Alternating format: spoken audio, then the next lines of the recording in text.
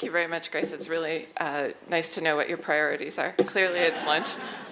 I am very pleased to be able to talk to you a bit about the, this is very slanty, I can't keep my notes there, about the All-Island Research Culture Network. Now, we have a number of standard points that we say about this network, and they've been reflected by a number of our speakers already today. So I thought I'd first just say a couple of the practical things, which is that we plan to have first a network coordinator, so somebody who will be much better at managing all of these details than I have been for the last few months will come on board in the next few months, and we'll be in touch with all of you who are already part of our network and will be the contact point for those of you who would like to join our network in the future. We will have 4 network meetings per year. This is what we've planned. 2 will be online and 2 will be in person. And then we plan to have 1 conference every year. So this is, I think, probably our first official network meeting. Welcome to it. If you're not part of the network officially yet, you are unofficially.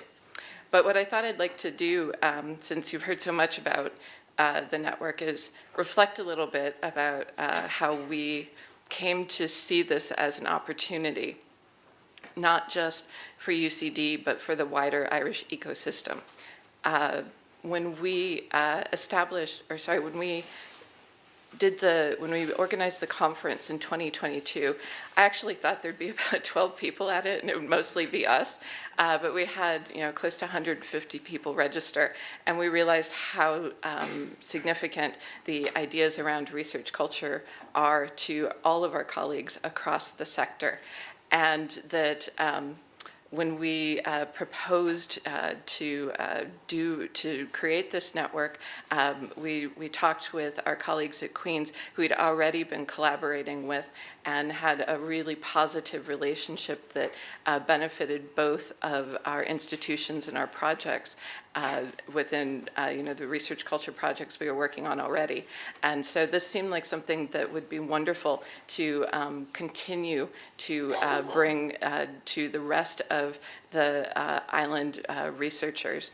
And when we started talking to people across the institutions, everyone was so receptive and welcoming, and I thought, what a great spirit there is, and what a collegial group of people there are on this island, that this is something that we really should take advantage of and use to the benefit of everyone. So through the work we've done at UCD, the survey work, we've achieved a systematic collection of data about issues that we all already knew anecdotally.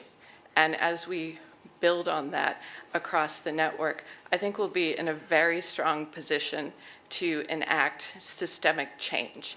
And for me, that is the most powerful aspect of this network. And I really look forward to working with everybody across the island and learning what is important at your institutions and using that as a collective knowledge hub for the benefit of all of us.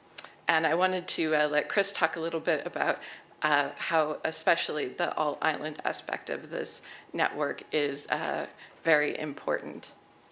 Yeah, so just a couple of quick things in interest of time for lunch, but basically, yeah, I'm sort of here just to say a couple of things on behalf of those of us from the Northern Ireland context, part of the network. So I guess one thing is that, as Colleen said, this was built on a genuine collaboration between Queen's and UCD, who've been working together on a lot of different things. But one of the things that we were having ongoing conversations about was research culture.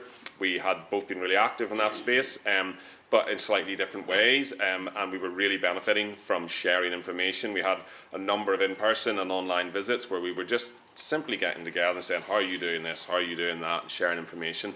And we obviously realised, well, it would be really beneficial if many more people could be involved in that. And then once again along came the welcome opportunity, and as we were developing our mutual bids, we thought, let's both put in some funding for the All-Island Network, and ensure that Welcome sort of recognised the potential there for doing something slightly different. The other thing I would say is a genuinely all-island network. I mean, already the interest and the range of people from within the community that are here today kind of demonstrates that. There is a massive interest in this space, as you can see from everybody here, but also the fact that it is led by an institution in the south and an institution in the north really is a very positive thing going forward to ensure that we get both dimensions in there. And that brings me on to the final point, which is simply that I think what makes this unique and what makes it a really useful opportunity is that we are getting we're getting information and insights from two different jurisdictions, essentially. There's the Irish system, but also all the things happening within the UK, not just because of Queen's and Ulster's involvement and others, but also the fact that it's supported by Welcome, and that that we're informed by everything that they're doing as well. So yeah, really excited to see the network launch today, and thank you to everybody for coming along and being part of this. So that, hang on, I simply wanted to show you all of the institutions who have already said that they'd like to be involved in the network. And we'll get a web page so that you know who is in there. If your institution isn't on there, you're very welcome to join us. But it's not just the traditional universities or the technological universities. We have national cultural institutions. We have the Central Bank of Ireland involved. So there's all kinds of places where research is happening in Ireland, and everybody is welcome to contribute to this network. So it is officially launched.